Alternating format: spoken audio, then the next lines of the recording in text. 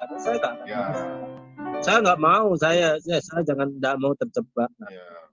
Saya tidak Mereka mau itu terjebak. tidak akan, iya, Iya. mereka itu tidak akan membahas kitab mereka. Siapa yang membahas ya? Terpaksa mereka mengambil Alkitab untuk Iya, dikorek-korek. karena Kalau ya, mereka makanya, memang membahas Alkitab, mereka harus masuk di sini. Kan ada Bu Sofiatul, ada Pak Bobom. Jadi iya, kalau mereka Bu tanya Sofiatul Alkitab, nanti itu Pak Bobom dan Ibu Sofiatul dan teman-teman lain bisa saya jawab. sangat Nah, kalau Pak Bobom, bentar Pak, kalau Pak Bobom kan tidak iya, kuasai mereka punya kitab. Nah, nanti biarlah Bu Sofiatul dengan tim-tim yang lain yang bertanya. Ada udah di YouTube juga di sini. Nah, seperti siapa sih Aditya kemarin kan masuk-masuk. Pak Bobom, saya mau karungi Pak Bobom. Tahu-tahunya dia dikarungin. Kemarin, aduh. Sampai saya kira ketawa-ketawa. Si Aditya, Mbak Dia. Sampai Pak Dani bilang, aduh ini kalian bahaya nih. Nah, ya udah. Aditya sama dia masuk karung. Karung Bu, masuk. Ditanya itu loh Pak. Sebentar. Bu Sofiatul ditanya itu, kok apa laki-laki kan punya sperma, perempuan punya sperma, nggak langsung Aditya bilang, saya nggak tahu, nggak bisa jawab. Aduh, saya baru tahu ya Bu ya, ada sperma. Aneh, saya langsung. Ya makanya dibilang Bu Sofiatul kapan mualafnya. Saya bilang selama sperma belum keluar dari tulang dada saya, seperti kata Allahmu ya saya nggak akan jadi mualaf. Aduh, Bu Sofiatul ini hebat loh. Ini Ya. Ini yang bertanya waktu itu kan, ya waktu Yusuf Kala mengundang itu kan, yang dari Malaysia itu kan. Bu Sofiatul, malam Bu Sofiatul. Ya. Zakir Naik. Zakir Naik. Ya, selamat malam Bu Sofiatul. Malam Pak. Aduh, selamat kenal. Saya kalau dengar suara Bu Sofiatul nih, aduh sedang. Saya selalu buka gitu dulu, kita belajar. Saya orang Kristen saya dari lahir. Saya itu berteologi reform, ya, teologi reform. Jadi saya juga terbuka dengan teologi yang lain. Ya, seperti Pak Slamet itu bagus sekali, senang ya, dia bisa memberitakan Injil kemana-mana. Kadang saya di Bismillah itu ada rasa takut-takutnya gitu kan, di mana saya itu bersyukur sekali beraninya Bismillah. Ya, selamat melayani Bismillah ya. Selamat banyak. Sama-sama. Sofiatul bukan Sofi yang sama Zakir Naik ya Pak. Bukan ya. Ya jelas lah, saya tidak sebodoh itu Pak. Makanya suaranya kok ya artinya ya dia lumayan lah, bisa bahasa Inggris, bisa bertanya gitu kan. Tapi kalau Gus Biato bertanya itu mungkin sudah gelagapan itu pasti ya karena gitu. Bahasa Inggrisnya susah dimengerti, dia kan agak India begitu. Iya. Ya, terima kasih Gus Biato yang sudah memberikan ya, pemahaman. Kadang-kadang itu saya pengen alamat kitab-kitab itu, kitab non kanonik itu loh. Gimana saya cari nggak ketemu gitu. Oh, gampang Pak, itu ada webnya. Kalau Bapak mau baca kitab-kitab non kanonik. Saya sih mau baca, kadang ketemunya hanya Barnabas saja yang ketemu, yang Thomas, yang ada Pak, ada ininya, Secret Writings Early Christians itu, tapi bahasa Inggris ya kelihatannya. Coba ibu tampilkan di WAFM itu Pak. Yang WAFM. Coba ya nanti ya. Ini saya masih di luar rumah soalnya. Kan punya ibu kan? Grupnya ibu bukan, itu punyanya Bu Linsi. Oh, Bu Linsi. Oh, ya sudah ya, nanti lewat Bu Linsi lah kalau kan. Lewat Bu Linsi. Kita Bu Linsi supaya. Oke, Pak Bobo. Oke, mau tanya dengan Bu Sofi boleh nggak nih? Oke, sebentar ya. Silakan yang mau gabung, silakan yang masuk. Kita sampai jam 9 malam ya. Kita lanjut lagi. Oke, terima kasih banyak. Silakan Pak Wahyu lagi bertanya. Bu Sofi. Halo Bu Sofi. Ya, gimana Pak? Iya, Bu, saya mau tanya nih Bu. Kemarin saya sempat dengar dan baca-baca itu agama pewahyuan itu ternyata hanya untuk Yahudi dan ini ya Bu ya, Kristen aja ya Bu ya. Agama samawi ya Pak ya? Iya betul Bu. Iya, jadi kalau kita melihat nature turunnya wahyu juga berbeda dengan Islam. Orang Kristen dan Yahudi tidak pernah ada yang mengatakan kitabnya turun dari surga dalam bentuk tulisan. Itu semua kan merupakan tulisan para nabi dan kesaksian para nabi mengenai perjumpaannya dan perjalanannya bersama dengan Tuhan. Tidak pernah ada yang namanya kitab didiktekan oleh malaikat Jibril.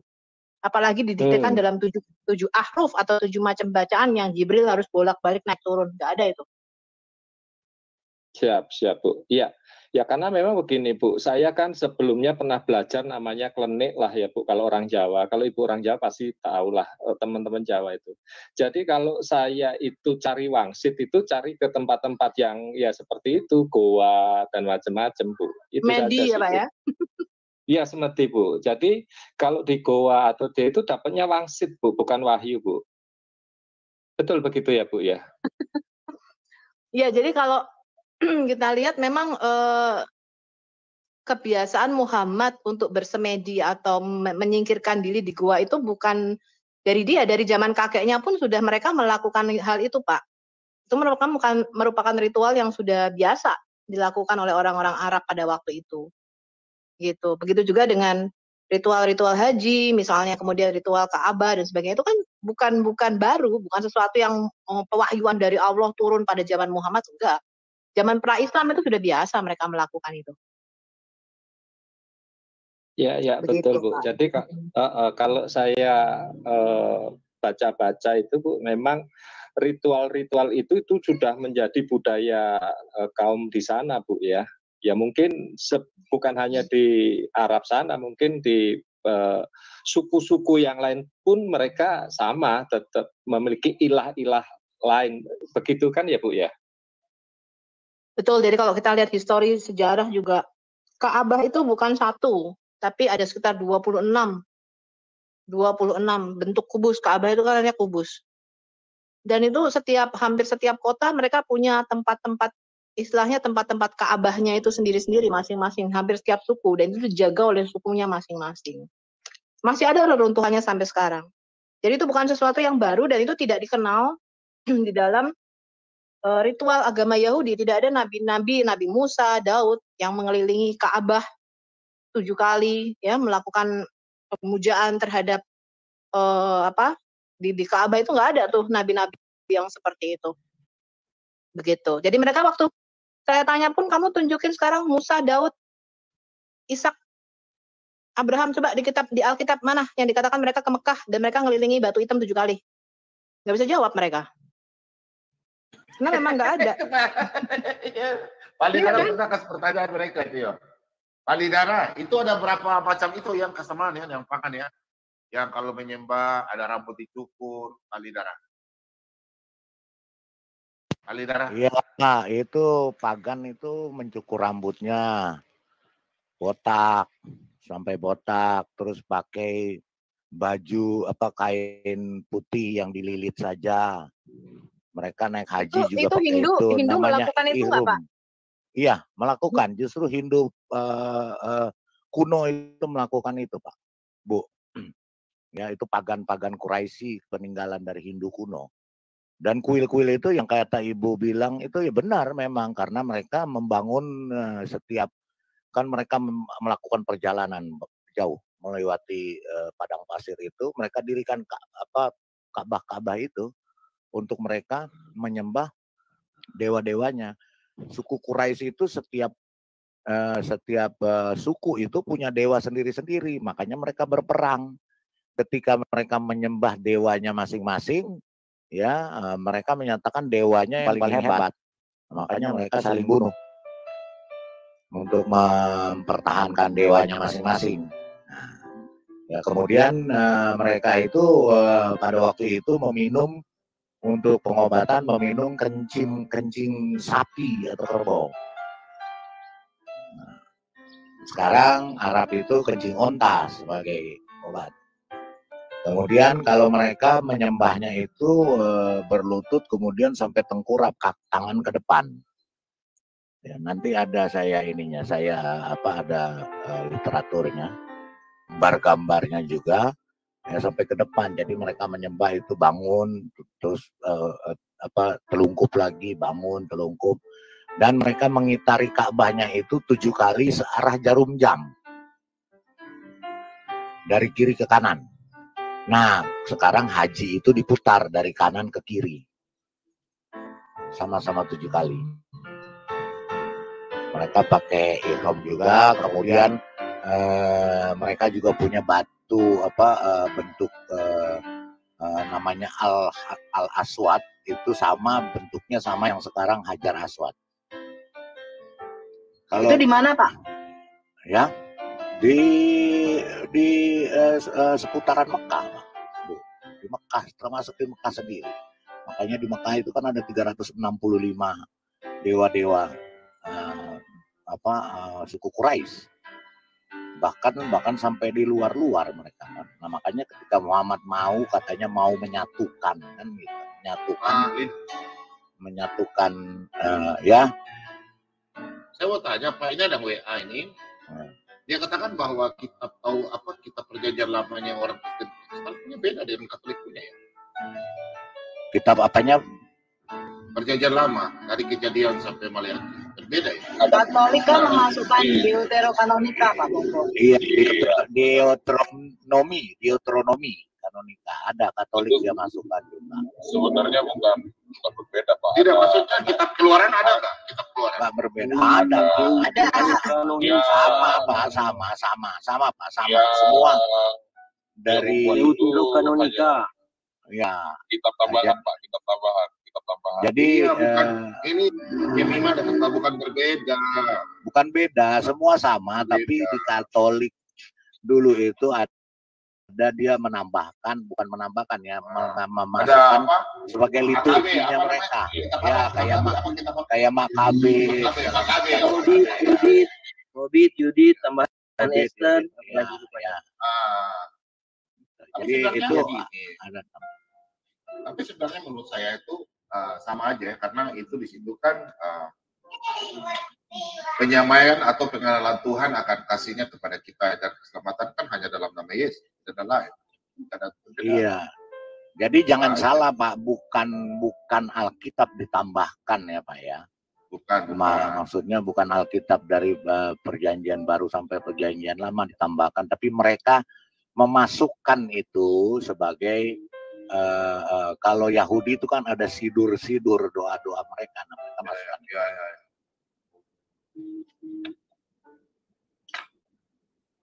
Makanya teman-teman dari juga masuk ke sini mau ngadu-ngadu domba kita. Jadi teman-teman semua saya pesan hati-hati ya, karena teman-teman ada yang masuk dan menanyakan tentang Katolik. Saya tahu tuh mereka punya tujuan. Iya, Bu Sofiatul, yang kayak Bu Sofiatul bilang yang di Yordan itu, ya itu termasuk itu, Bu. Karena memang sejarah yang saya baca itu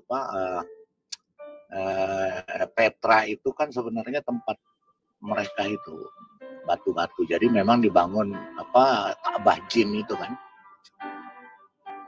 Ada 4 Ka'bah yang masih ada sekarang sih, yang kebetulan saya bisa lihat di sana waktu itu. Ya, Petra Jordan. Petra Jordan. Jadi waktu saya ke Yordan sana, kebetulan saya mampir, ada foto-fotonya. Saya mau tanya Pak Bom. Silakan Pak. Bu Sofiatul, selamat sore. Ya, sore Pak. Salam ya. Saya pernah dengar, maaf kalau saya salah, kalau saya pernah dengar kira-kira gini bunyi ayatnya, aku tidak menciptakan manusia dan jin dan titik-titik untuk menyembah kepadaku. Itu kira-kira ada ayat itu yang berkata kira-kira sedemikian itu di dalam kitab mereka, Pak, Bu Sofi? Ya, ada. Oh iya, itu aja. Jadi kenapa dia tidak menciptakan manusia ya? Jadi siapa yang menciptakan itu? Itu kan, jadi kalau dalam Islam itu kan memang kepercayaan mereka Tuhan itu penguasa 2 alamin. yaitu alam manusia dan alam jin. Iya, takut juga ya kita gitu. Oh, jadi dia tidak menciptakan manusia dan tidak menciptakan jin, tapi manusia dan jin menyembah kepadanya. Kan agak aneh ya. Ya sudah. Karena dalam teologi mereka jin itu kan bukan roh jahat seperti dalam Alkitab ya. Kalau kita bicara dalam Alkitab, jin itu tanya aja Pak Bom, udah pasti itu. Iya, saya tahu. Yang herannya saya, mengapa Allah mereka itu tidak menciptakan manusia dan jin, tapi benda itu ada. Loh, Allah mereka menciptakan manusia dan jin, Pak. Ini di ayat itu, kami tidak menciptakan manusia dan jin, dan seterusnya. Oh bukan. Ayatnya berbunyi demikian. Kami tidak menciptakan manusia dan jin, melainkan untuk menyembah. Melainkan untuk menyembah kepadanya. Ya. Oh, saya salah dengar mungkin itu. Ya, jadi tujuan Allah menciptakan manusia dan jin adalah hanya untuk menyembah kepadanya gitu maksudnya. Oh ya gitu ya. Jadi terima kasih. Oke. Tadi masuk ke dalam goa-goa. Ya. Tempat goa-goa. Ya, Samadila. Cari-cari wangsit. Nah, ketika dia selesai itu, dia itu berkeliaran di pasar khas namanya, pasar di Mekah. Nah, di situ ya. Pak. Biar supaya lebih mengena Pak ya dari apa yang Bapak sampaikan itu. Kalau bahasa kerennya mereka, bahasa kerennya mereka itu, bahasa tolologi mereka itu bahasa keren juga, bahasa tolologi mereka itu bertahamus. Iya, bertahamus ya. Benar bertahamus ya. Itu semedi kan di situ. Jadi dia suka di pasar khas itu di Mekah. Itu di situ ada banyak rabi-rabi Yahudi dan pendeta-pendeta yang berkhotbah di pasar situ. Ya, jadi ketika pendeta membacakan Alkitab, membacakan berita-berita itu, ya, memberitakan ayat-ayat ini, termasuk ayat-ayat Musa dan segala macam. Kemudian dia terinspirasi karena Muhammad ini yang saya baca, dia itu terobsesi dengan Musa. Itu yang saya sangkal, Pak. Dia terobsesi. Kenapa? Itu yang saya sangkal karena di kitab itu tertulis Miriam saudara Harun, Musanya nggak ditulis. Iya, ke situ Pak nanti Pak. Oh gitu ya. Iya. Jadi dia terobsesi sama Musa, makanya ketika Musa naik ke Gunung Sinai tadi yang dibacakan itu, di Gunung Sinai itu Pak, kan di Gunung Sinai itu di Mesir Pak. Iya. Berdekatan dengan Yordania itu yang tadi saya katakan ada namanya Ka'bah Jin. Iya. Ya, 4 Ka'bah Jin. Nah di situ bahkan sampai sekarang itu ada bentuk di batu itu ada anak sapi yang waktu itu dibuat oleh yang tadi Harun. Nah itu anak sapi yang warnanya kuning kan gitu. Iya. Warnanya dari emas lah. Ya dari emas. Nah disitulah tersebutkan Musa dan Harun karena dia hanya mampu mengingat. Ya, dia kan mampu mengingat karena ingatannya kan kuat katanya. Nah jadi dia mengingat ketika dia sampai di rumahnya kan yang dia ingat hanya Harun sama Musa. Kemudian di situ kan diceritakan juga ada Miriam. Iya. Miriamnya saudara Harun. Jadi dia berpikir ya ketika dia mendengar di perjanjian baru bahwa Yesus itu ibunya adalah Maria, dia pikir itu adalah Miriam. Gitu loh. Makanya dia di situ dibilang Miriam ukta Harun. Iya. Miriam saudara Harun. Ya, Jadi tadi kan sebenarnya salah informasi. Seperti Bapak pernah nggak nonton di TV itu kata bersambung, Kata berkait ada loh. ya, kata berkait, ada 5 orang yang dari yang pertama dia bilang ini ubi, sampai yang kedua ini ada ubi, sampai yang ketiga ini ubi goreng, sampai yang iya keempat ya. ubi rebus. Yang penting ada kata ubinya, gitu loh Pak. Justru itu. Tadi Pak Makanya Lidara, masuk seperti itu. Pak Ya. Lidara bilang kan sudah ada Kristen di situ. Kalau menurut Iya, saya Nggak bukan ada. Kristen. Bukan Kristen, mungkin bidat Kristen mungkin. Campur Kan- Pak semua. Di situ campur Pak semua. Gitu loh. Karena begini Pak, kalau ada di situ Kristen, kitabnya pasti ada Pak. Kitabnya Pak, ada, kisahnya tidak akan berbeda gitu loh. Saya yang jawab Pak ya Pak ya. Pak Ren, Silakan. saya yang jawab ya. Iya. Bapak searching aja fact Madinah, fakta Madinah. Ya. Fakta Madinah. Bapak searching aja, googling aja fakta Madinah. Nanti Bapak Iya, di situ saya udah itu, tapi kan di situ kan disebut Nasrani kan, bukan Kristen.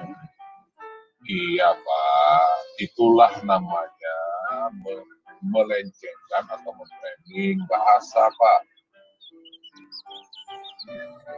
Kalau orang yang ngerti, mereka tidak akan terima kata itu Pak. Tapi kalau orang yang nggak ngerti, dia ya Pak, manut dia Pak. Dia yo. Tapi kalau orang yang ngerti Pak, dia menolak. Dia menolak pembilang Nasrani. Cuman Iya. Fakta Madinah lah. Iya, benar. Ini persoalannya kan karena di fakta Madinah itu Pak, ini sejarah loh Pak ya. Ini sejarah. Iya, perjanjian Madinah apa namanya? Nah, ketika dia lemah, dia membuat fakta Madinah itu. Tetapi setelah dia kuat, semua dihabisinya Pak. Bahkan orang yang melindungi dia pun, yaitu saya lupa namanya itu seorang Kristen, raja.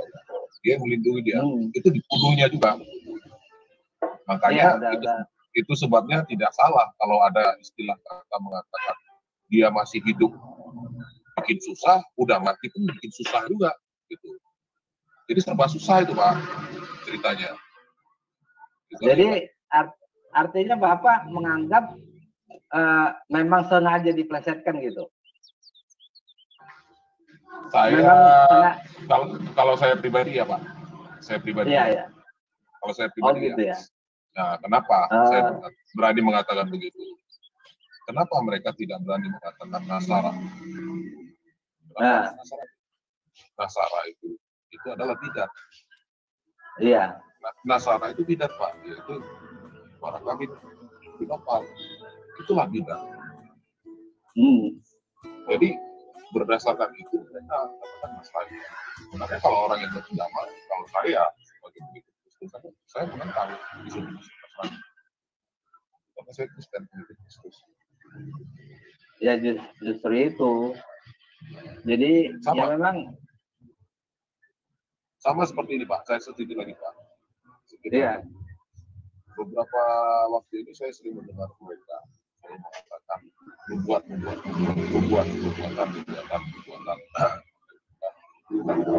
Saya berinformasi sedikit.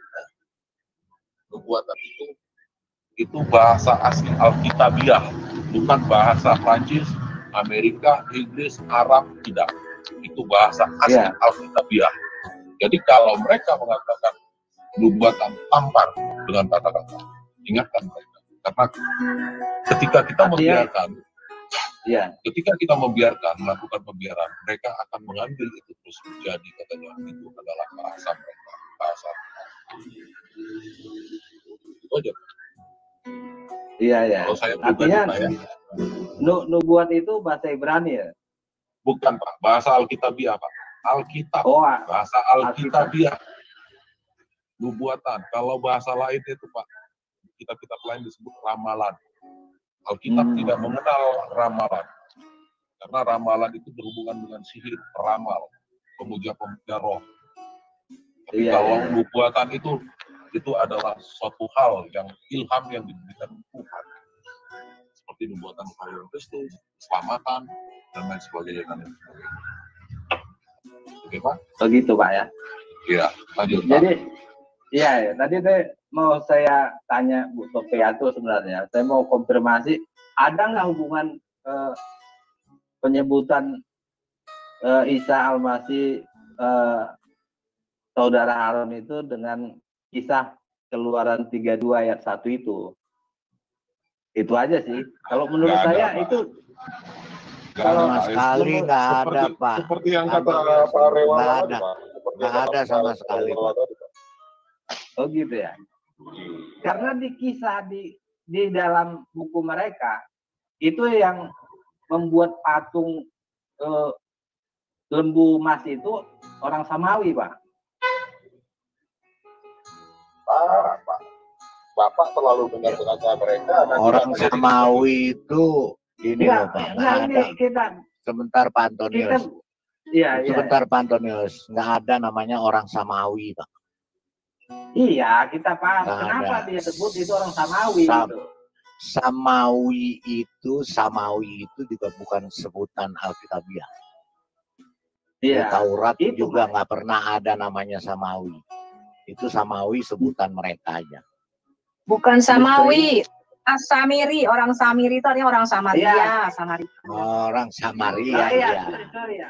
Ya, Ibu Sofiatul tahu. Iya, kalau Samaria betul.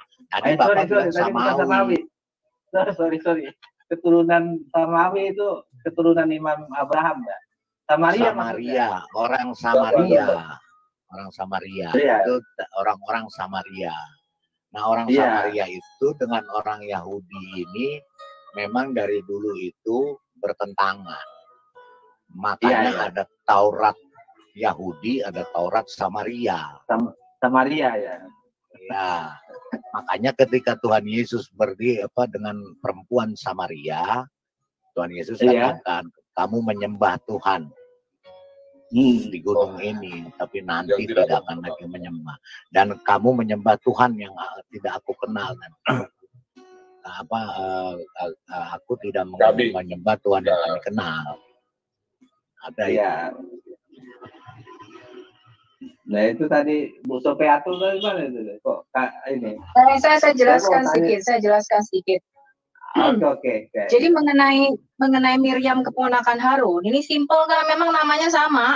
Miriam saudara Harun dan Miriam ibunya Isa atau ibunya Yesus dalam bahasa Arabnya Miriam dan harusnya kan Maryam ya.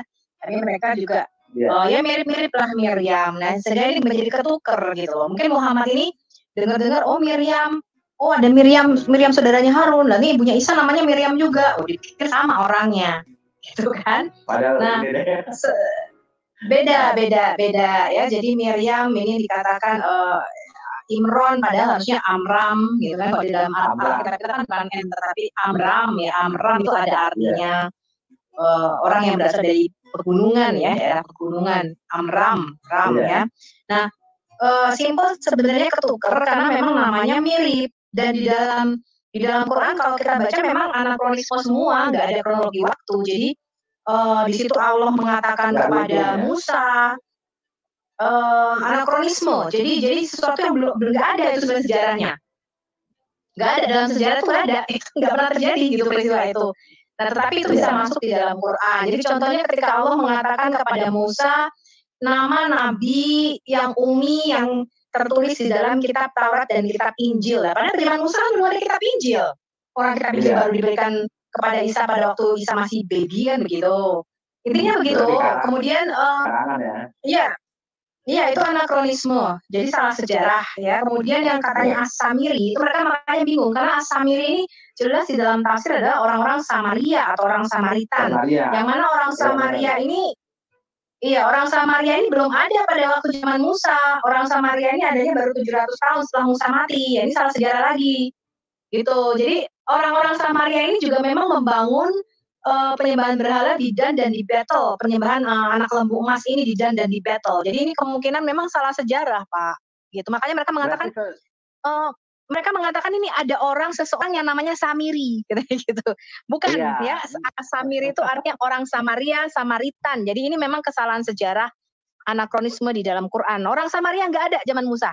Ya, jadi nggak mungkin Musa ketemu sama orang Samaria yang membuat anak lembu emas ya. Tapi sampai kita bukakan matanya seperti itu pun masih buta mereka.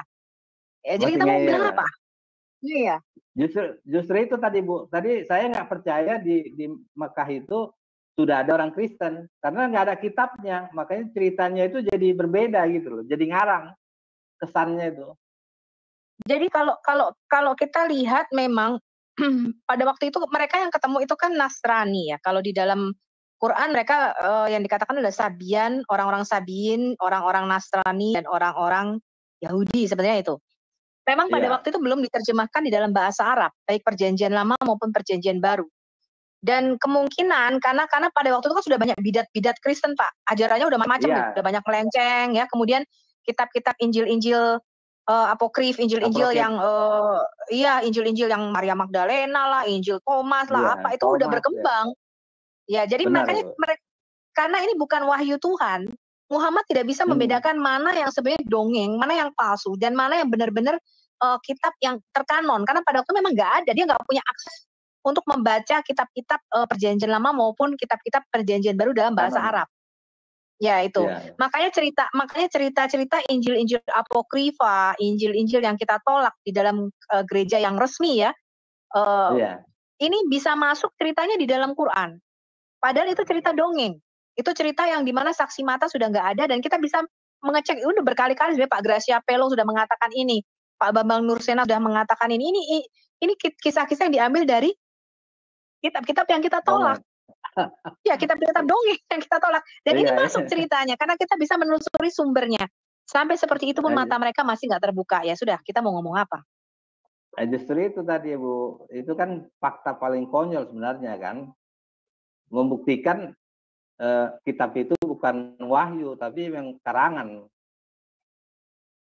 Iya, jadi kisah-kisah misalnya tadi Isa lahir di bawah pohon korma itu kita bisa mengecek di mana sumbernya. Isa berbicara pada waktu masih bayi itu juga kita bisa mengecek. Udah banyak yang ngomong sih Pak Didit Yuli saya lihat ya, kemudian Pak Bambang Nursena, kemudian Bambang. Ya sudah banyak sebenarnya Pak Gracia Pelo, sudah banyak sebenarnya kita melontarkan this is a problem gitu. Tapi mereka tetap percaya, iya sejarah sih sejarah gitu. Yang penting ini wahyu si Hombing, wahyu ilahi katanya. Bu, Ini salah ngomong, aduh, ini gimana sih singkatannya? Nanti lama-lama wahyunya Pak Dani. Bu Sofi, itu iparku itu memang wahyu. Itu kitab-kitab itu memang wahyu. Ya, saya berani mengatakan kitab-kitab mereka itu kitab wahyu. Tapi kitab yang ditulis Wahyu, anaknya Pak Wahyudin. Iya, Wahyu Hidayat namanya, Wahyu Hidayat. Kayak gitu ya? Iya, Pak. Ditulis oleh si Wahyu, anaknya Pak Wahyudin itu. Jadi saya baca satu buku Pak, bagus banget kalau Bapak bisa beli. Aduh, itu siapa yang pengajian ya? Saatnya sholat nih.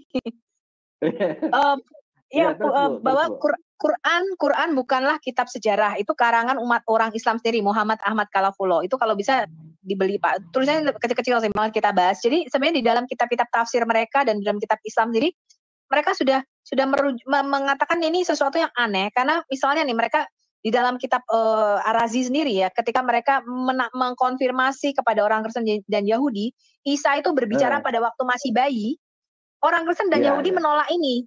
Dan mereka heran gitu, karena kan sebenarnya orang Kristen, terutama Kristen, itu kan memuliakan Yesus sebagai Tuhan. Istilahnya kan gitu kan? Tetapi menolak mujizat bahwa Yesus itu bicara ketika masih bayi. Orang Kristen dan Yahudi mengatakan, itu nggak mungkin, itu nggak ada. Jadi orang Islam sendiri mengakui, orang Yahudi dan Kristen menolak, ini bukan historical event gitu, ini bukan bukan peristiwa sejarah, nggak ada Yesus bicara waktu masih bayi. Nah, itu mereka keheranan gitu. Sehingga dari beberapa kesimpulan-kesimpulan itu, kalau Anda baca bukunya, Quran bukanlah kitab sejarah, bahwa memang anakronisme atau salah sejarah di dalam Quran ini begitu banyak. Sehingga mereka mengatakan kalau kita baca Quran, jangan dicek historinya, nggak connect gitu. Mereka itu nggak nyambung sama sejarah. Tetapi dicek yang diambil adalah nilai-nilai moralnya, atau istilahnya hikmatnya, misalnya kisah Yunus atau kisah Nabi Ibrahim atau apa. Ya, gimana Pak Bom? Coba bacakan Pak Dhani dulu, tanggapi dulu. Ada Pak Dhani sini, mereka. Oh ya, ada Pak Dhani nih. Benar atau enggak? Silakan. Pak Dhani, selamat sore. Selamat malam, Mbak Bom. Udah malam dapat saya. Ya, malam. Ya. Silakan Pak Dhani. Mengenai cerita tadi, kira-kira tanggapan Pak Dhani, mungkin Pak Dhani punya ilmu, bagi-bagi cerita. Ya, kalau berbicara ya tentang Al-Quran, Al-Quran itu memang diakui oleh umat Islam di dunia. Di dunia mengatakan Al-Quran bukan kitab sejarah, bukan kitab autografi. Tetapi Al-Quran itu adalah wahyu yang Allah turunkan kepada Nabi Muhammad SAW melalui malaikat Jibril, yaitu sang pencipta alam semesta sendiri.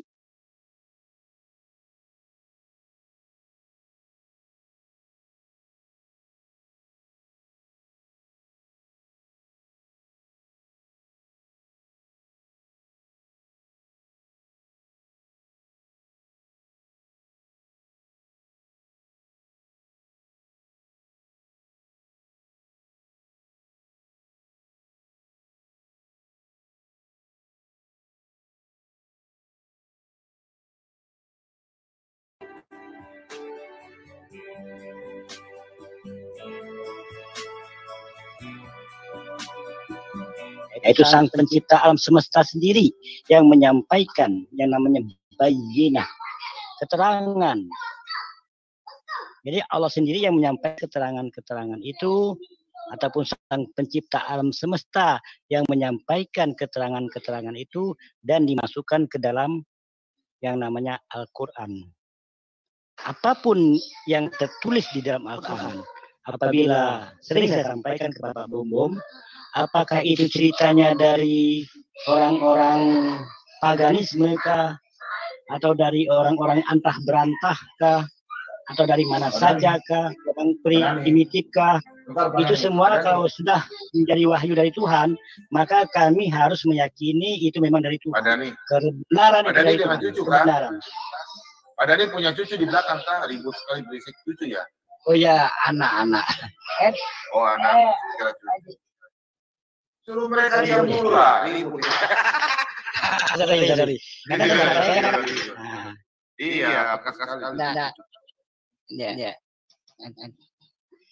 Ya. Oke. Bentar dulu.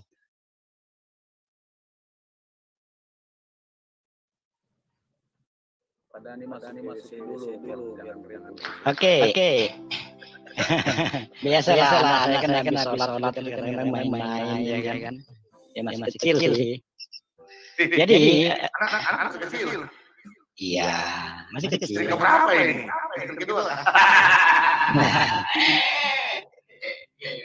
Jadi saya katakan. Jadi saya katakan Al-Quran itu kan sering saya sampaikan kepada Pak Bom. Cerita apapun yang apabila telah dimasukkan ke dalam Al-Quran itu adalah kebenaran. Karena yang menyampaikannya kan sang pencipta alam semesta. Yang tahu tentang kondisi manusia adalah sang pencipta alam semesta itu sendiri. Makanya saya katakan di dalam Al-Quran itu apapun yang diceritakan oleh para penulis mengatakan, oh ini cerita dari paganisme, masalah. Oh ini cerita dongeng dari orang Israel, enggak masalah.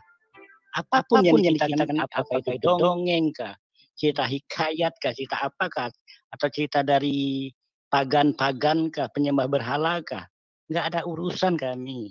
Kami tetap berpedoman kepada keterangan dari Sang Pencipta alam semesta apabila sudah masuk ke dalam Al-Quran. Itulah yang menjadi kebenaran bagi umat Islam. Sekali lagi ya, bagi umat Islam kebenaran itu semuanya di dalam Al-Quran yang harus kami yakini. Dan memang betul-betul kami yakini.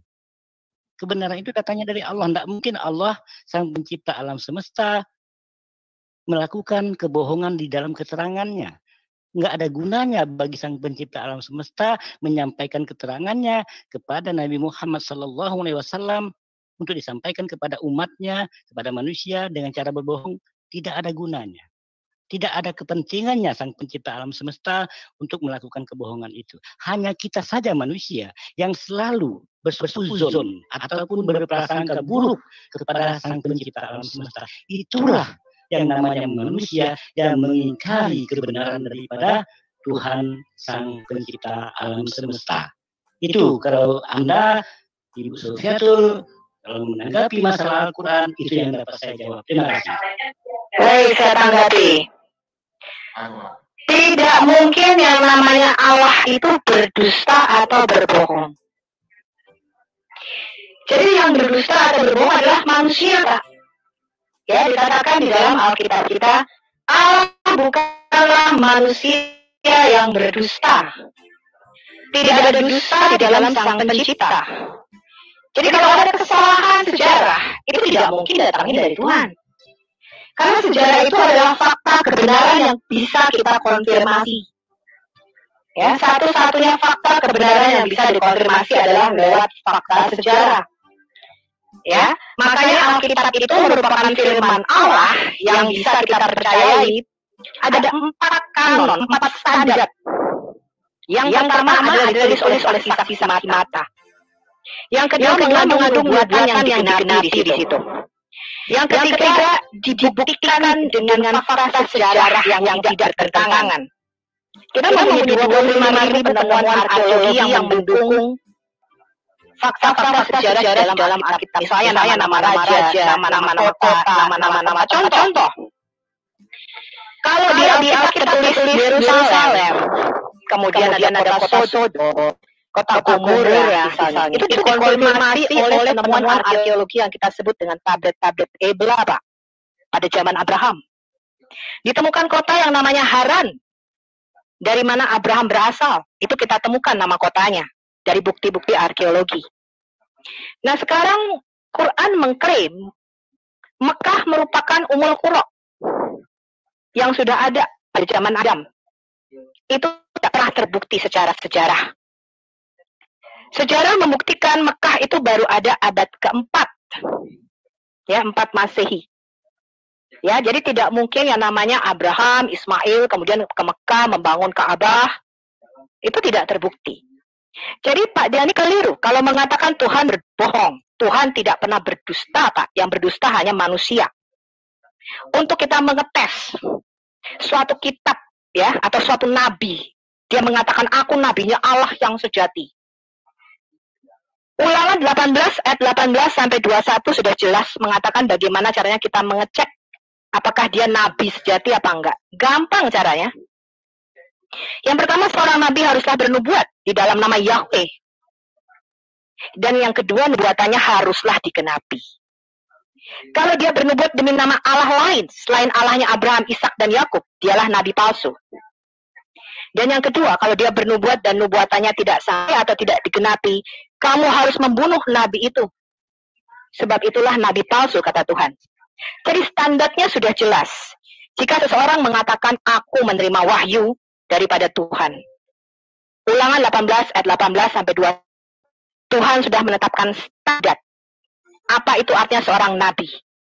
Nah, kalau seorang nabi tidak pernah bernubuat, itu namanya bukan nabi. Yang kedua, kalau dia bernubuat demi nama Allah lain selain Allahnya Abraham, Ishak dan Yakub, itu namanya nabi palsu.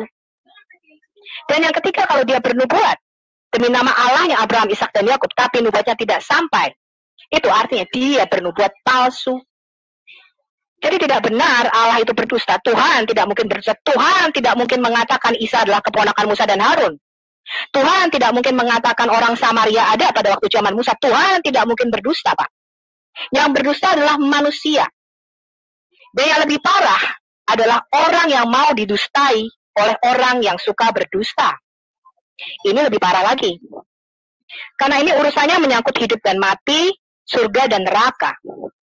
Kalau kita percaya pada suatu kebohongan atau suatu dusta, Alkitab mengatakan ada jalan yang disangka orang lurus, tapi ujungnya menuju maut. Yesus sudah jelas mengatakan dialah jalan kebenaran dan satu-satunya kehidupan. Tanpa dia kita semua binasa, Pak Dhani. Jadi lebih baik kalau buat saya adalah percaya kepada Injil yang asli. Apa itu Injil? Kabar baik. Kabar baik bahwa Mesias itu turun menjadi manusia dan menebus dosa kita. Itu Injil yang asli, Pak. Ya, dia sudah dinubuatkan untuk mati menjadi penebus dosa kita. Itu Injil yang asli. Tidak ada yang namanya Injil yang diserupakan. Nggak ada. Tuhan tidak mungkin berdusta ataupun menipu. Itu bukan sifatnya Tuhan. Ya, yang sifat manusia itu adalah pendusta dan penipu itu manusia. Tuhan tidak mungkin menipu dengan menyerupakan ya seorang di atas kayu salib. Karena Tuhan sudah bernubuat bahwa dia akan menderita, mati, dan pada hari ketiga dia akan bangkit dari antara orang mati. Itu cirinya, Pak Dhani. Ya, jadi bukan Tuhan yang berdusta. Saya percaya kepada Tuhan. Ngapain saya percaya kepada Tuhan yang berdusta? Yang berdusta hanyalah manusia. Ya. Nah, sekarang Pak Dhani sebagai ahli Quran dan ahli bahasa Arab, coba jelaskan, Pak, apa standarnya Bapak bisa memastikan kitab yang diturunkan kepada Muhammad ini merupakan wahyu daripada Tuhan. Saya mengatakan berkali-kali, ada beberapa orang yang mengklaim dia menerima kitab dari surga. Salah satunya adalah Bidat El-Kesai. Yang kedua adalah orang Mormon, Joseph Smith, yang mengatakan dia menerima kitab dalam bahasa, saya lupa tuh bahasa Mesir apa bahasa mana kitabnya. Kemudian diterjemahkan ke dalam bahasa Inggris katanya. Ditanyain kitabnya mana, kalian udah diambil lagi ke surga. Kemudian ada beberapa orang lagi yang mengatakan dia nabi dan mendapatkan kitab ini bukan cuma satu, Pak. Sekarang saya tanya kepada Pak Dhani. Ya, di dalam teologi Yahudi dan Kristen tidak pernah ada yang namanya tulisan ataupun kitab yang diturunkan. Alkitab itu merupakan tulisan manusia yang merupakan kesaksian, saksi mata daripada Yahweh. Yahweh mengatakan, kamulah saksi-saksiku, kamulah saksi-saksiku, ya, bahwa tidak ada Tuhan selain aku. Dan itulah yang dituliskan oleh para nabi. Sekarang saya tanya ke Pak Dhani, ada orang mengaku mendapatkan kitab dari surga. Apa standarnya Pak Dhani percaya kepada orang itu? Silakan. Selamat malam semuanya dan salam mempesona. Pak, Bu, Mempesona apa lu, ditarungin aja mempesona. Wah, halo Sophia Jendel, sorry Sofiatul. Pak Dhani saya tanggapi Sofiatul dulu. Saya mau karongin Sophia Jendel. Aku tanya Pak Dhani, kamu nggak ada ilmunya, kamu minggir dulu, kamu ilmunya cetek. Kamu ilmunya cetek. Kamu nggak selevel sama saya. Silakan Pak Dhani. Saya mau counter Sofiatul nih. Serahkan ke saya Pak Dhani. Saya tambahkan dulu Bu Sofiatul ya, saya tambahkan ya Bu, pertanyaan Ibu. Jadi begini Pak Dhani. Oh, jangan ditambah dulu, biar kita tanggapi dulu. Bom-bom adil ini bom-bom. Buktikan saja. Kamu juga nggak adil tadi. Kamu si Timothy kamu turunin, kamu kick kok di tempatmu. Pakai timer. Mau saya buka nih rekamannya, Pak Bom nih, share Pak. Buka. Kamu itu banyak omong Aditya. Kamu aja di tempatmu aja kamu tenang Timothy. Gitu. Sebentar Pak. Saya mau tambahkan kepada Dhani, tambahan dari Bu Sofiatul. Buktikan Pak Dhani, ya kita nggak usah bicara Al-Quran. Al-Quran pasti dibela oleh Pak Dhani. Kita nggak usah bicara Alkitab. Alkitab pasti kita bela. Dia masing-masing bela. Sekarang buktikan saja berdasarkan sejarah. Karena sejarah sudah membuktikan apa yang di Alkitab itu benar dan ada.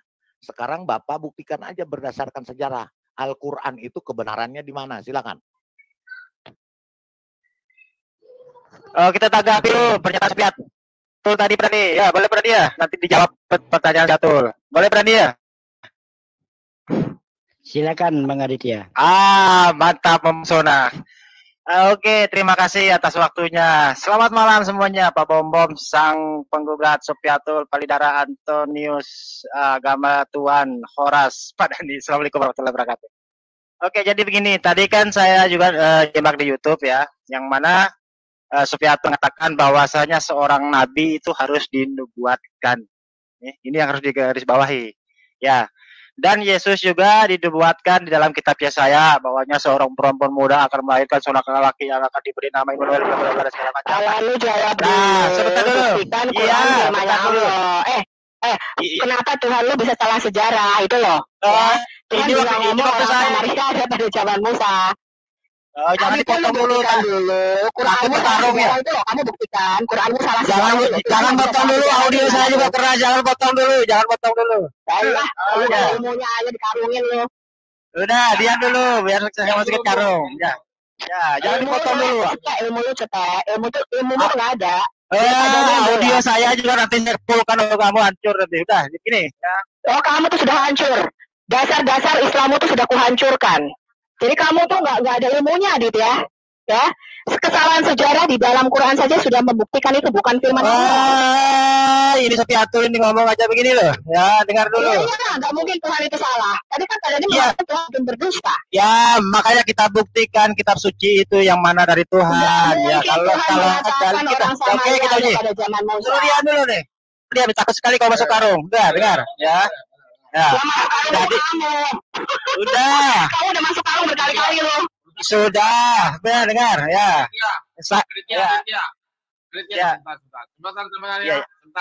Sebentar aja. Teman-teman, ini sebentar Aditya harus kau nonton Pak Bom khotbah. Teman-teman, ini sebentar semua. Dul, kenalkah kamu dengan Tuhanmu? Anak-anak Kristen perlu nonton ya. Belum perlu Aditya kau nonton Pak Bom khotbah sebentar. Kasihat. Haleluya.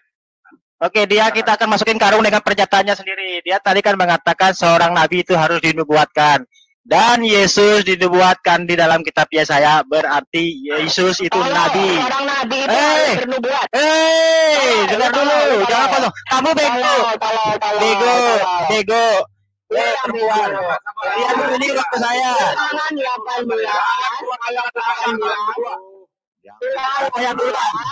Siapa yang duluan? Mengatakan seorang nabi itu dia harus bernubuat. Jadi kamu dengar begitu aja sudah salah.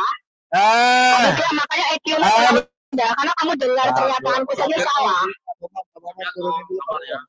Turunin dulu deh. Kalau Pak. Kalau telinga saya sakit. Iya, makanya telinga sakit turunin aja dulu. Bu Sofiatul, biarkan dulu Aditya bicara ya. Waktu silakan. Enggak. Saya mengkritisi karena tadi saya mengatakan seorang nabi itu harus bernubuat. Ya, bernubuat di dalam nama Allahnya Abraham, Ishak dan Yakub. Ya, makanya dia dengar ini aja udah salah. Artinya IQ-nya dia begitu rendah gitu loh.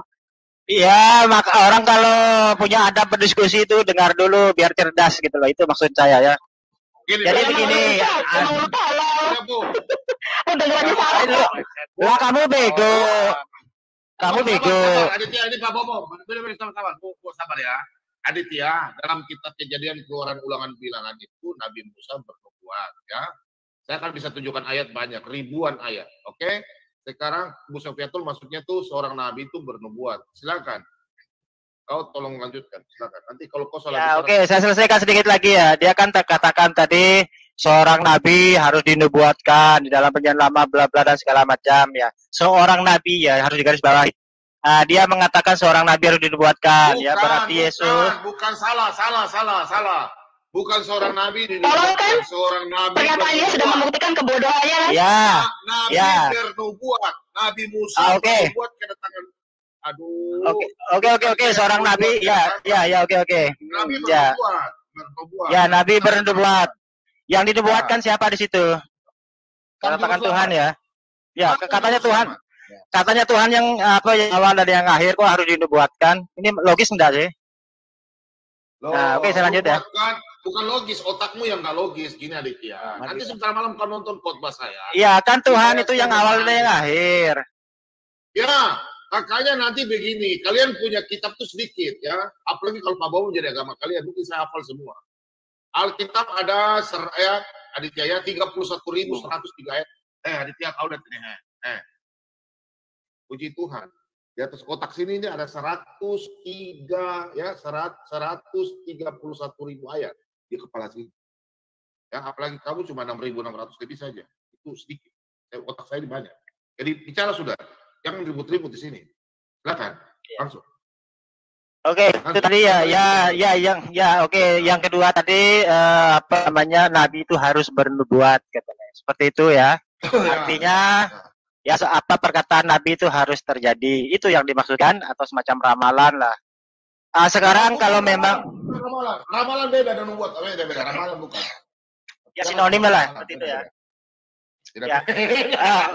Ya oke, ya kita ambil contoh ya sebelum ke Yesus dulu ya, ke Nabi Muhammad dulu ya, yang mana ada hadisnya bahwasanya Nabi Muhammad itu mencium bibir dan lehernya Hasan dan Husain, seorang cucu beliau ya, cucunya ketika masih kecil ya.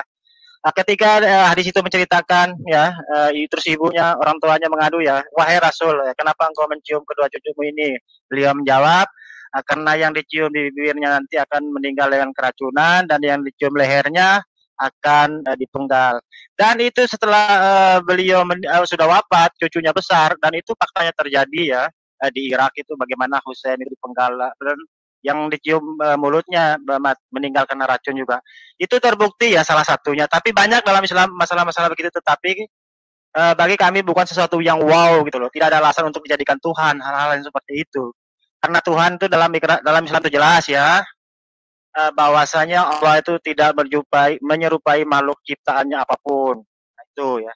Sekarang buktikan apa namanya perkataan Yesus ya, katanya bernubuat itu harus terjadi, ya kan? Buktikan. Yesus di situ mengatakan, aku diutus hanya kepada domba-domba Bani Israel. Dengar dulu. Aku diutus hanya. Ocehanmu mana? Bukti yang baru kamu ngoceh itu mana dalilnya? Lah kan itu hadis yang sering kamu angkat itu apa? Angkat Al-Qur'anmu. Ada video saya, ada video saya. Tunjukin di sini, di-share sama Pak Bom, tunjukin. Jangan. Ya itu di hadis itu, di hadis bukan di Al-Qur'an. Maaf Aditya, kalau yang ngoceh topeng monyet juga. Ya sudah, kalau Anda mau percaya, mau tidak itu masalah Anda. Anda mau nyembah tembok, mau nyembah galon, mau nyembah ember, saya nggak peduli. Gitu loh. Gini, itu jawaban saya. Ya. Aditya, kenapa kamu ke sini? Lama, itu jawaban saya jawab. Ya. Kamu nggak peduli, ngapain kamu teriak? Palidara, sabar teman-teman, sebentar ya. Biarkan aja Palidara. Ya, sekarang begini, Yesus kan pernah berkata, aku diutus. Ya oke, sedikit lagi. Aku diutus hanya kepada domba. Mana buktimu dulu? Ya udah silakan Pak Dani jago. Ini udah asik diskusinya. Aku mau jawab Pak Bom. Bisa dibuka 1 Petrus 1, Pak.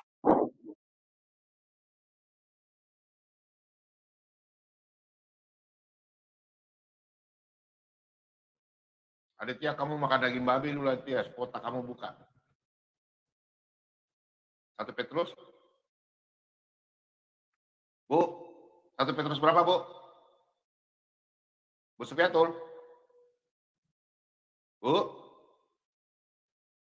Ya, sebentar. 1 Petrus 1. Lagi sesing di Google itu. Baca mulai ayat 10 ya, Pak ya? Ayat 9 deh aku baca. Mengenai apa, Bu? Yang suka tahu. Nubuatan. Jadi mengapa nubuatan ini merupakan salah satu sesuatu yang penting, ya? Oh ya. Ini sudah Bu, sudah ada. Ya. Saya jelaskan dulu, jangan dipotong. Jadi kalau kita tanya kepada Muslim, apa sih nubuatannya Muhammad? Di dalam Quran sama sekali tidak memuat nubuatan satupun, ya zero. Quran tidak bernubuat apapun. Ya, nah kenapa kita tanyakan nubuatan penting? Karena Tuhan berkata di kitab Yesaya 49 ayat 9 sampai 10. Tuhan berkata demikian, cirinya nih, kalau seorang nabi menerima wahyu daripadaku, kata Tuhan, I declare the end from the beginning. Tuhan berkata, aku sudah mengatakan akhir segala sesuatu dari sejak awalnya. Jadi Tuhan mengatakan demikian. Sebelum hal itu terjadi, aku sudah ngomong lebih dulu ke kamu. Supaya ketika hal itu terjadi, kata Tuhan, kamu tahu bahwa bukan Allah asing yang mengatakannya, melainkan aku sendiri. Jadi Tuhan itu berbicara di dalam profesi atau nubuatan. Alkitab itu merupakan kitab nubuatan. Ada sekitar 8.300 nubuatan di dalam kitab Perjanjian Lama. 350 bernubuat mengenai kedatangan Mesias yang pertama. Ya, 8.300 nubuatan. 350 itu nubuatan mengenai janji kedatangan Mesias. Kenapa nubuatan ini penting? Yang pertama, Tuhan itu dikatakan dia berdiam di tempat tinggi dan di dalam kekekalan. Artinya, kekekalan, dia itu berdiam di luar dimensi ruang dan waktu. Bagi Tuhan nggak ada waktu. Jadi kalau bagi kita manusia, ketika kita melihat satu kejadian, kita melihatnya in sequence.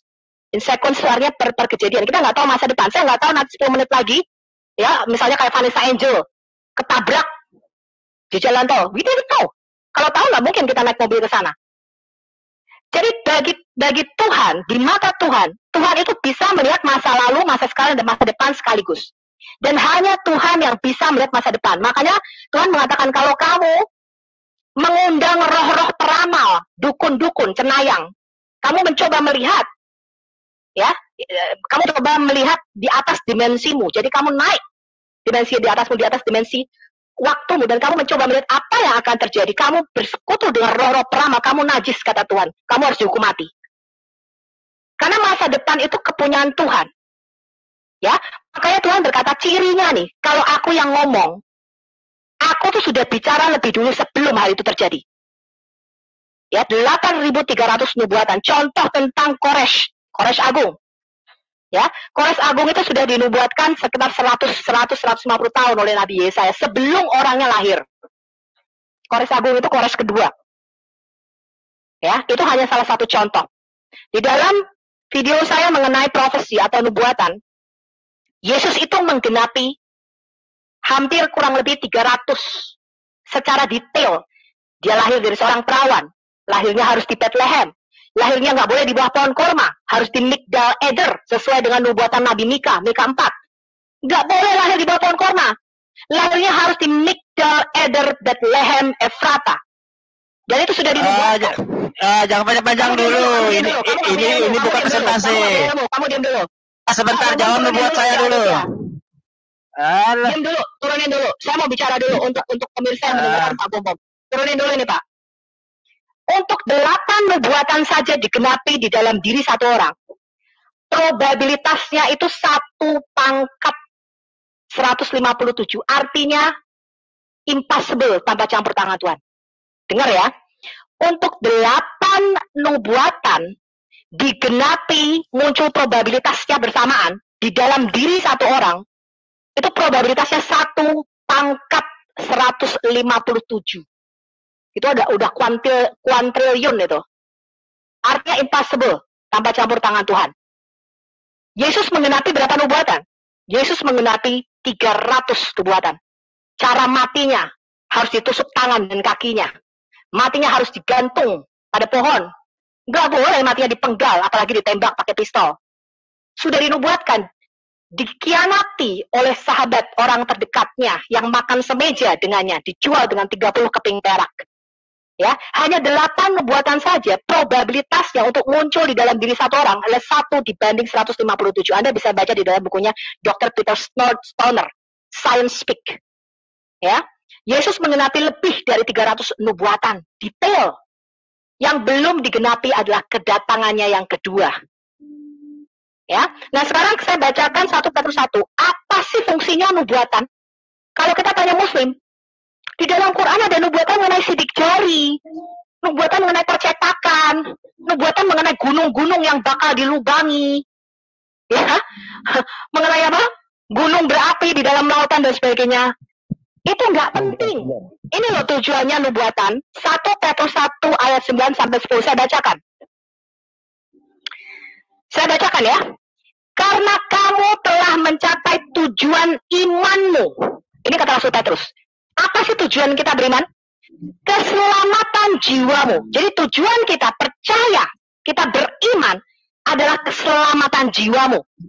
Keselamatan itulah yang diselidiki dan diteliti oleh nabi-nabi yang telah bernubuat tentang kasih karunia yang diuntukkan bagimu. Dan mereka meneliti saat yang mana dan bagaimana yang dimaksudkan oleh roh Kristus yang ada di dalam diri mereka. Yaitu roh yang sebelumnya memberi kesaksian tentang segala penderitaan yang akan menimpa Kristus. Dan tentang segala kemuliaan yang menyusul sesudah itu. Kepada mereka telah dinyatakan bahwa mereka bukan melayani diri mereka sendiri, tapi melayani kamu. Yang segala sesuatunya telah diberitakan sekarang kepada kamu.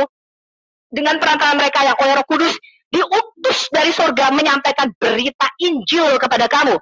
Yaitu hal-hal yang ingin diketahui oleh malaikat-malaikat. Jadi, tujuan kita beriman itu adalah keselamatan jiwa. Dan tujuan nabi-nabi bernubuat itu adalah mereka menunjuk dan bernubuat tentang kedatangan Sang Mesias, yaitu Juru Selamat.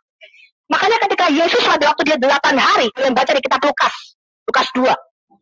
Ketika dia dibawa ke bait suci, Simeon itu berkata, Tuhan, sekarang aku boleh memejamkan mataku dengan tenang. Sebab aku telah melihat dengan mataku sendiri, yaitu Yesuamu, keselamatanmu, yang telah engkau janjikan kepada bangsa Israel. Jadi nabi-nabi itu bernubuat untuk kedatangan Sang Juru Selamat supaya nggak salah pilih. Ya, ibarat gini, kalau kamu mengirim barang, kita ngirim barang dari Amerika nih, kirim ke Indonesia, itu harus dipilah dulu negaranya mana. Oh, Indonesia, dari Indonesia, ya, provinsinya mana? Oh, provinsi Kalimantan. Kalimantannya mana? Kalimantan Tengah misalnya. Kemudian dia seleksi lagi RT-nya, RW-nya. Ya. Jadi di dalam kitab Kejadian, Tuhan itu memilih secara general umum dulu. Ya, di kitab Kejadian 3 ayat 15, Tuhan mengatakan benih sperma dari perempuan ini, ya, keturunan perempuan ini akan meremukkan kepala ular. Ya, Tuhan sudah menubuatkan dulu. Ini general, kita nggak tahu nih anaknya Adam siapa.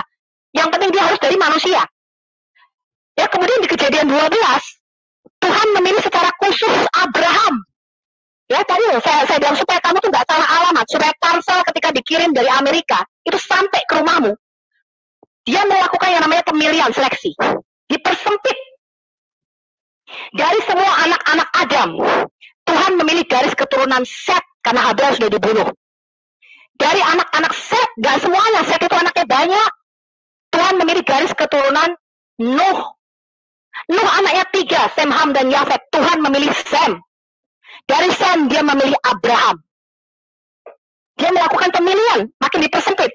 Dan kepada Abraham Tuhan berjanji, keturunanmu akan menguasai dunia. Dan keturunanmu akan memberkati dunia. Makanya kita tahu Mesias harus lahir anaknya Abraham.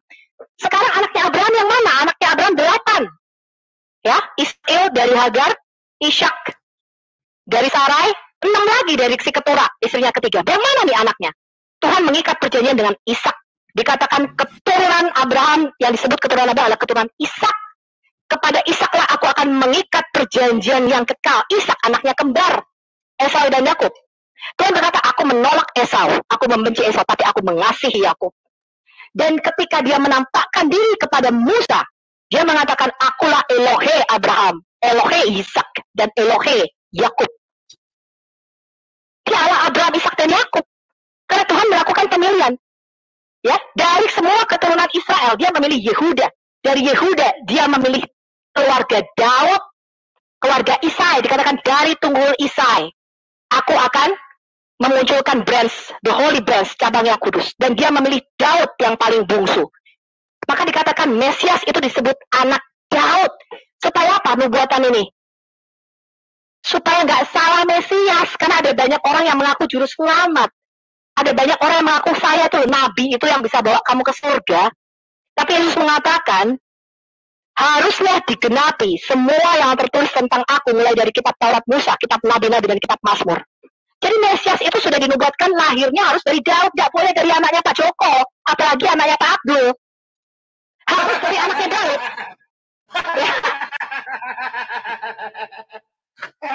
Mesias itu nggak boleh. Mesias itu sudah dinubuatkan ya sesuai dengan Mika 4 dan Mika 5. Lahirnya nggak boleh di bawah pohon kurma. Lahirnya harus di Migdal Eder. Ya, menara kawanan domba yang dibangun Yakub untuk Rahel harus lahir di situ. Itu dekat Yerusalem. Karena dia dinubuatkan sebagai anak domba yang akan dipersembahkan sebagai korban penebus dosa. Maka dia harus lahir di kandang domba, yaitu di Migdal Eder. Ya, menara kawanan juga. Sampai sekarang Migdal Eder itu masih ada. Harus lahirnya di Bethlehem Efrata, nggak boleh lahirnya di Lampung, apalagi di Jayapura tempatnya Pak Bombom, nggak boleh. Jadi kalau ada orang ngaku Mesias kemudian kita cek ternyata dia bukan dari garis keturunan Abraham, nggak laku itu. Kemarin katanya lahir itu Bu, katanya si Zuma masuk kan menyamar, katanya lahir di Palestina. Pak, coba buka Mika 5 Pak, Mika 5 ayat 2, kita buka Mika 5. Jadi nabi-nabi itu bernubuat bukan tentang sidik jari, ya, tentang nanti Hasan dan Husain itu matinya bakal itu enggak, itu enggak ada hubungannya sama keselamatan jiwa.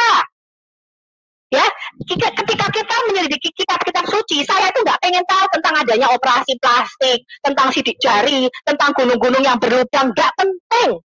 Ketika kita menyelidiki kitab suci tentang nubuatan, kenapa nubuatan itu penting? Karena semua nabi bernubuat untuk keselamatan jiwa. Yaitu apa?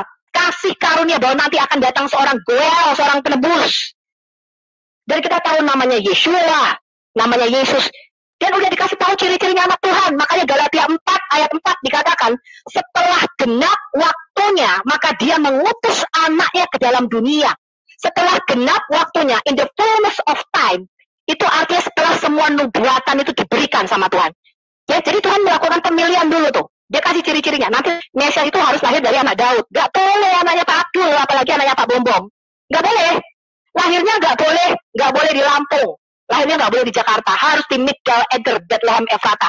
Dan harus dilahirkan dari seorang perawan. Kalau ibunya bukan perawan, gak boleh. Ya, sesuai dengan nubuatan Nabi Yesaya 7 ayat 14. Harus dilahirkan dari seorang virgin, seorang perawan. Ya, seorang perawan yang harus melahirkannya. Seorang yang tidak melalui sentuhan laki-laki, tidak melalui hubungan seksual, tidak melalui hubungan biologis, itu sudah dinubuatkan. Sehingga kita tidak salah pilih Mesias itu. Itulah gunanya nubuatan. Ya. Nah, sekarang kita baca Mika 5 ayat 2, tetapi engkau, Bethlehem Efrata, bukanlah yang terkecil di antara kaum Yehuda, dan daripadamu akan bangkit seseorang yang memerintah Israel. Ini terjemahan LAI-nya kurang pas, ya. Yang permulaannya sudah sejak purbakala, sejak dahulu kala, ini terjemahannya kurang pas. Yang eksistensinya sudah ada sejak sebelum waktu ada, sejak kekal. Itu terjemahan yang pas. Makanya Yesus berkata di Yohanes 8, sebelum Abraham jadi, aku sudah ada. Kemudian orang Israel berkata, loh, karenanya kamu ketemu Abraham. Abraham kan udah 2000 tahun lebih sebelum Yesus lahir. Kok bisa kamu mengatakan Abraham ketemu di mana Abraham sama engkau? Engkau kan usiamu belum 50 tahun, kata orang Yahudi. Usiamu aja belum sampai 50 tahun. Apakah kamu lebih besar daripada para nabi dan daripada bapa kami Abraham yang sudah mati? Kemudian Yesus mengatakan, amin, amin. Aku berkata kepadamu, sesungguhnya sebelum Abraham ada, sebelum Abraham jadi, aku sudah ada. Dia mengenapi nubuatan Mika 5 ayat 2. Jadi kelahiran Yesus itu bukanlah permulaan eksistensinya. Kelahiran Yesus itu adalah nuzulnya Sang Firman menjadi manusia. Makanya di dalam Al-Quran, ketika Jibril datang kepada Maryam, dia mengatakan, kamu akan diberikan anak, bukan mengandung ya, kamu diberikan anak yang namanya Isa putra Maryam. Jadi Sang Firman, kalimat Tuhan, itu sudah ada, karena dia sudah punya nama. Namanya adalah, ya, dia sudah punya nama sebelum dia ada di dalam rahim Maryam itu, dia sudah seorang pribadi yang terus-menerus menampakkan diri kepada para nabi. Ya, makanya dalam Quran dikatakan anakmu itu sudah punya nama, namanya Isa putra Maryam. Loh, lahir aja belum dimasuk benih ilahi ini belum dimasukkan ke dalam rahim Maryam. Tapi dia sudah punya nama karena dia sudah eksis sebelum dunia dijadikan. Makanya Yohanes 1 mengatakan pada mulanya dia Firman itu bersama-sama dengan Allah dan Firman itu Allah. Dia sudah ada sejak sebelum dunia dijadikan dan dia datang kepada miliknya sendiri. Dia datang kepada milik ciptaannya dikatakan. Tetapi kita ini tidak mengenali dia. Karena kita menyangka, Tuhan kok dalam rupa manusia ya. Yang kita lihat adalah makhluk laki-laki yang gondrong, ya kan? Matanya coklat, dia seperti manusia pada umumnya. Makanya ketika Yesus mengatakan, kalau kamu tidak percaya, akulah dia, akulah kebangkitan dan hidup. Kamu tidak percaya akulah dia, artinya kamu tidak percaya akulah Allah itu sendiri, kamu akan mati di dalam dosamu. Saudaranya sendiri nggak percaya, kenapa? Rupanya aja manusia kok. Ya, jadi kita sudah jelaskan berkali-kali kepada saudara muslim, tidak benar orang Kristen percaya manusia bisa jadi Tuhan. Sampai lebaran monyet, yang namanya manusia tidak mungkin jadi malaikat apalagi jadi Tuhan. Tetapi iman Kristen percaya bahwa Allah itu menampakkan diri menjadi manusia. Artinya dia nusul masuk ke dalam dunia ini menjadi manusia. Itu iman Kristen. Ya, 1 Timotius 3 ayat 16. Inilah misteri iman kita. Yaitu yang menampakkan diri dalam rupa manusia. Itulah Yesus sang firman Allah. Itu yang kita percayai. Ya, jadi makhluk dengan dimensi yang lebih tinggi itu bisa dimensi di bawahnya. Oh, dalam Quranmu aja malaikat Jibril bisa jadi makhluk laki-laki kok, apalagi Allah. Ya, oh, malaikat Jibril aja bisa menyerupai Dahya Al-Kalbi di dalam hadismu kok. Malaikat Jibril aja bisa menjelma menjadi manusia. Kenapa Allah nggak bisa? Bisa. Yang nggak bisa itu manusia menjelma jadi malaikat atau manusia menjadi Allah. Itu nggak bisa. Sampai lebaran monyet juga nggak bisa manusia jadi Tuhan. Ya, jadi Allah itu bisa menjadi apapun. Itulah yang kita sebut maha kuasa. Ya, jadi Allah itu maha kuasa karena dia bisa menjadi apapun. Dia bisa menampakkan diri dalam rupa roh, malaikat, dalam rupa semak yang menyala. Bahkan di dalam Quranmu Allah menampakkan diri dalam rupa pohon. Dan pohon itu berkata, akulah Allah. Allah bisa jadi pohon loh di dalam Quranmu. Ya, yang nggak bisa itu pohon jadi Allah. Nggak bisa pohon jadi Allah.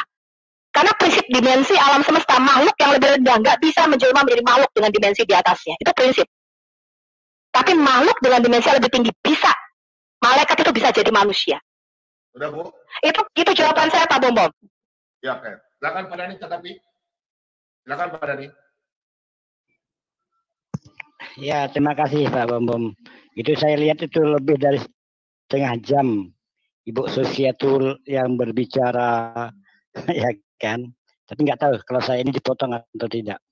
Baik, saya mulai 18.35. Oke.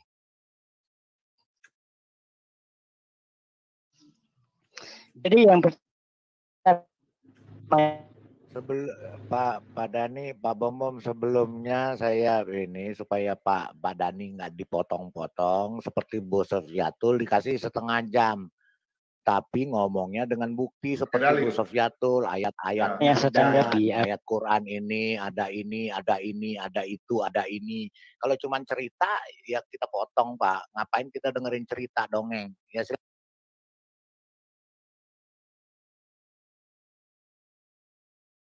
Pak Bom. Ya. Ya, jadi saya tegaskan sekali lagi ya. Saya tegaskan sekali lagi teman-teman Kristen. 1 Petrus 1 tadi penting. Jadi nubuatan itu gunanya untuk keselamatan jiwa. Ya bukan hubungannya Hasan Hussein mau mati di lintas kereta juga gak ada hubungan sama saya gitu. Ya, jadi ketika kita baca Quran, ketika kita baca Alkitab, yang mau kita cari itu adalah nubuatan mengenai apakah kita bisa diselamatkan dari kematian kekal. Itu fungsinya kan. Ya, tadi menunjuk jadi nabi-nabi bernubuat untuk kasih karunia, yaitu tentang kasih karunia dan keselamatan. Itu tujuan kita beriman, bukan Hasan Hussein mau matinya kelindes kereta juga gak ada hubungan. Ya, nanti kalau ditanyain kemarin waktu saya tanya apa sih nubuatan di dalam Islam, gunung-gunung akan berlubang katanya Bom. Itu gak ada hubungan Pak, mau gunung berlubang mau kagak berlubang, ya gak ada hubungan. Ya, yang mau saya cari adalah nubuatan ada nggak sih bahwa kita akan diselamatkan dari penghukuman kekal ini. Ya, karena tujuan kita ini adalah bagaimana caranya kita bisa mendapatkan kehidupan yang kekal. Itu tujuannya nabi-nabi bernubuat. Ya, bukannya gunung-gunung berlubang, sidik jari, operasi-operasi, nggak ada hubungan itu. Ya, sama iman. Ya, begitu Pak Bom. Ya, Pak Dhani masuk, Pak Dhani. Signalnya Pak Dhani jelek ya. Oke, Bu. Saya sambut dulu ya. Ada yang mau sampaikan lagi, Pak? Siapa yang mau sampaikan? Silakan. Halo, shalom, selamat siang. Kita mau bicara 1-2 kata, tidak akan bisa. Karena apa? Ada selumbar di mata Anda. Oke, silakan saya lanjut. Oke, selamat malam. Agama tuan rumah.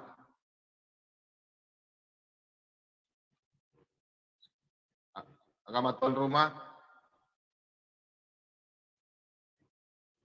Oke, selamat malam. Halo, selamat malam Pak Bom. Ya, ini kita sampai ini ya. Saya rasa bahwa ya. Ya, saya pikir bahwa Ibu Sofia tuh tadi sudah melakukan presentasi tentang nubuatan Yesus itu sudah sangat detail. Jadi saya pikir bahwa saudara-saudaraku yang Kristiani, apa yang disampaikan Ibu Sofia itu merupakan sesuatu yang sangat luar biasa, dan itu merupakan penguatan iman untuk saudara-saudaraku yang Kristiani. Karena saya langsung catat tuh Pak Bom, Mika 5 ya, ayat 1 dan seterusnya tentang nubuatan Yesus, dan saya rasa bahwa ini sesuatu yang sangat luar biasa. Karena saya bukan Kristen, jadi saya sementara melihat bagaimana caranya Ibu Sofiatul mempresentasikan tentang nubuatan-nubuatan tentang kedatangan seorang nabi. Bahwa nabi itu dia datang harus juga berdasarkan nubuatan-nubuatan tersebut. Nah, saya mengutip tadi Ibu Sofiatul mengatakan bahwa Yesus itu lahir di kandang domba ya. Memang kalau yang saya baca bahwa Yesus lahir itu di kandang. Namun setelah saya membaca beberapa literasi itu mengatakan bahwa Migdal Eder itu adalah menara kawanan domba. Artinya bahwa itu suatu kawasan yang dikhususkan kepada hewan-hewan yang akan dikorbankan nanti pada hari raya kurban itu. Jadi Yesus lahir, kenapa Yesus harus lahir di Migdal Eder, di kandang domba itu? Artinya bahwa Yesus itu sudah akan menubuatkan bahwa dia nanti yang akan menjadi domba, anak domba yang nanti dipersembahkan menggantikan hewan-hewan yang akan dikurbankan itu. Jadi itu merupakan juga suatu nubuatan kenapa harus lahir di kandang domba kayak gitu. Artinya bahwa Yesus sebentar nanti yang menjadi anak domba Allah yang dikurbankan nanti. Kemudian di beberapa narasi Muslim contohnya, saya lihat bahwa ini ada tubrukan dua narasi, yang satu narasi Injil dan satu narasi Quran gitu. Nah, saya melihat bahwa narasi historikal sesuai dengan kronologis yang ada di kitab Injil itu benar bahwa Yesus itu lahir pada tahun Herodes gitu. Sementara di narasi satunya di Quran itu Yesus lahir pada tahun Firaun, itu artinya jarak yang begitu sangat jauh gitu. Nah, bagaimana mungkin, artinya bahwa kita diperhadapkan untuk berkata jujur di antara dua narasi yang sangat fundamental ini, dua narasi yang sangat harus diimani ini sangat fatal gitu. Jika salah satu itu salah narasinya, ini sangat fatal dan bisa membuat keraguan iman kepada orang yang kemudian percaya bahwa Yesus itu lahir di tahunnya Firaun. Jadi, menurut saya ini sangat-sangat fatal dan ini bisa menggoyahkan iman orang lain gitu. Apabila narasi Alkitab atau narasi kitab Injil Yesus lahir secara historikal sudah membuktikan bahwa Yesus lahir di tahun Herodes. Jadi menurut saya ya selaku saya melihat dari luar kekristenan, luar Muslim, saya berpikir begini Pak Bom. Kalau seandainya ada sebuah kitab yang diturunkan dan kemudian mengatakan bahwa sesuatu yang tidak benar, apakah itu benar gitu? Maksudnya bahwa apakah ini adalah wahyu dari Allah gitu?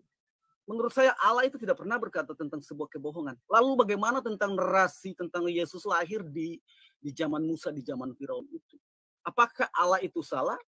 Saya rasa tidak mungkin. Nah, kalau Allah itu tidak salah, berarti yang mungkin adalah kemanusiaannya itu. Apakah ini firman Allah ataukah ini firman manusia? Sebab Allah kalau tidak berkata sesuatu yang salah, maka kemungkinan ini adalah firman buatan manusia. Ya, Pak Tuan Rumah. Jadi penjelasan dari Ibu Sofia tuh sangat-sangat luar biasa. Terima kasih Ibu Sofia tuh. Bapak, Pak Tuan Rumah. Salam teman-teman semua. Tuhan Yesus berkati. Selamat malam Pak Dani. Shalom. Selamat malam. Ya. Saya boleh sedikit bicara tentang Pak Dani, Pak Bom ya, sedikit aja. Pak Dani di sini ya sering bicara tentang wah nggak baik begini begitu ya. Kalau begitu tuh iblis, begini tuh setan gitu ya. Sangat menarik kritikan Pak Dani ya. Tadi kebetulan saya lihat channel perdebatan ya, ada Timothy juga di situ. Antara Uti Watimena ya. Sangat berapi-api Bang Dani ini. Ya, semacam khotbah lah begitu ya, atau ceramah gitu ya. Dia bertanya kepada Uti tentang Yesus dilahirkan dari Maria gitu ya. Nah, sebenarnya dia bukan bertanya, habis bertanya dia menyimpulkan. Hanya orang tidak waras Ya, mengakui itu Tuhan. Hanya orang, pokoknya luar biasa, ya. Ternyata saya menilai Bang Dhani ini ya, kambing berbulu domba. Kambing berbulu domba. Kata manis, tetapi dia menista luar biasa. Serigala ya. Iya, menistanya luar biasa. Dia bertanya, tapi dia menyimpulkan. Hanya orang waras, hanya orang gila yang begini. Bisa dilihat ya, mungkin Timothy masih ingat. Ada Timothy? Ya. Nah, Bang Dhani, ini kita sesama manusia ya. Kita beda iman, oke ya. Jadi mohon perkataan Bang Dhani itu yang di channel sini selaraskanlah kelakuan Bang Dhani. Kalau Bang Dhani nuduh orang biadab ya, seharusnya Bang Dhani jangan masuk ke ruang biadab. Ya, jadilah orang beradab Bang Dhani. Ya, kita saudara Bang Dhani. Ya. Kami bukan takut Tuhan kami dinista, bukan. Saya hanya ingin mengingatkan Bang Dhani, ya. Kalau Bang Dhani menasihatkan orang biadab, ya, ajaran setan, ajaran iblis dan sebagainya, tolong Bang Dhani itu aplikasikanlah dengan perkataan Bang Dhani, ya. Digital itu tidak bisa lari Bang Dhani, bisa kita buka, ya.